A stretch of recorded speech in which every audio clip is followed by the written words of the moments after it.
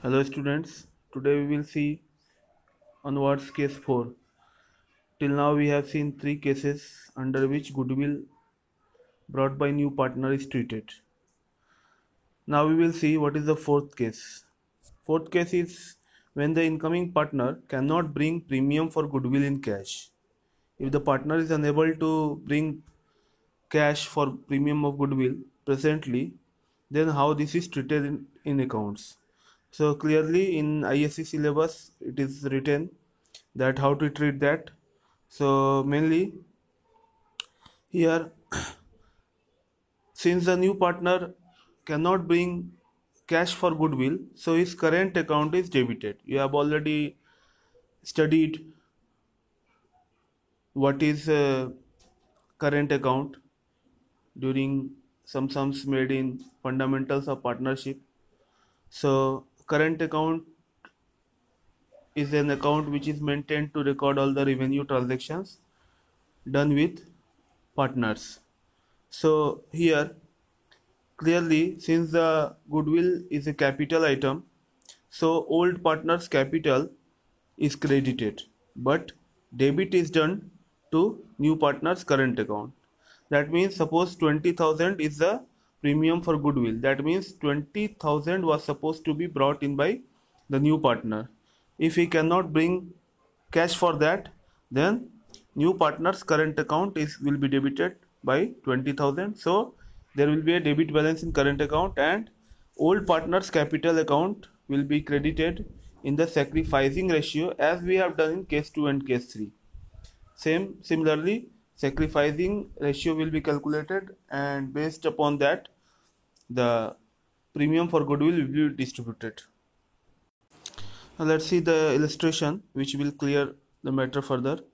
So X and Y are partners in the firm sharing profits and losses in the ratio of 3:2. Z joins the firm for 1/4 of share and is supposed to pay rupees 25,000 as premium for goodwill but cannot pay anything. There is no goodwill in the current balance sheet as between X and Y they decided to share profits and losses equally. You are required to pass necessary journal entry.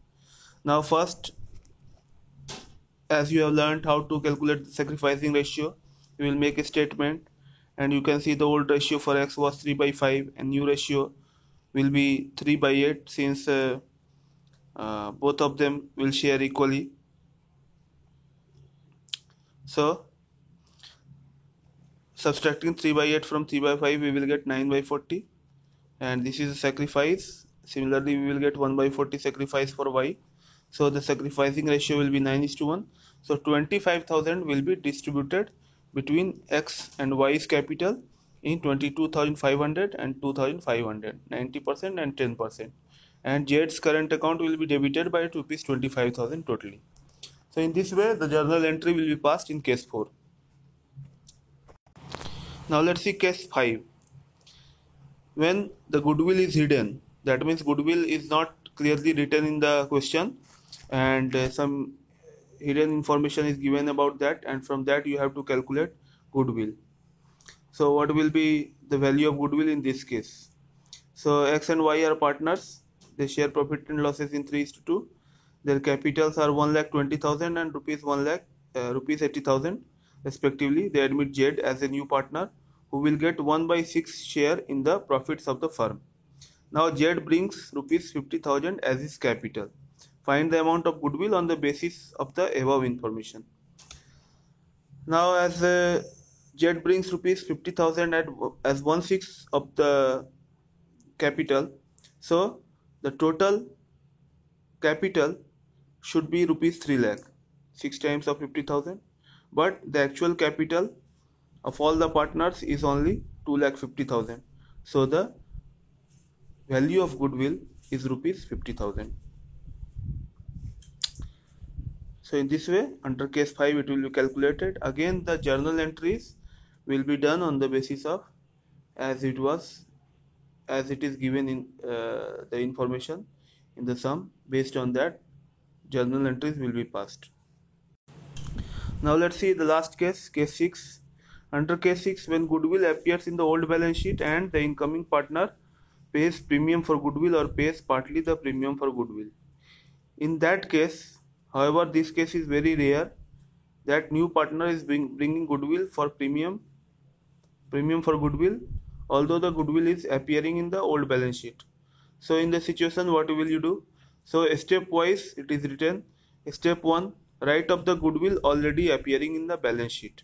That means the goodwill, if that is appearing in the balance sheet, that means it was a purchased goodwill, or the goodwill is again represented by some part capital. So here the goodwill is bought by the old partners, so it will be distributed among the old partners in old ratio. So old partners capital account will be debited and to goodwill account. That means goodwill account has a debit balance, so it will be totally written off, and old partners capital account will be debited. Again, when new partner brings goodwill, same entry will be there, which we have learnt already in case 2 and case 3, that cash or bank will be debited to premium for goodwill account.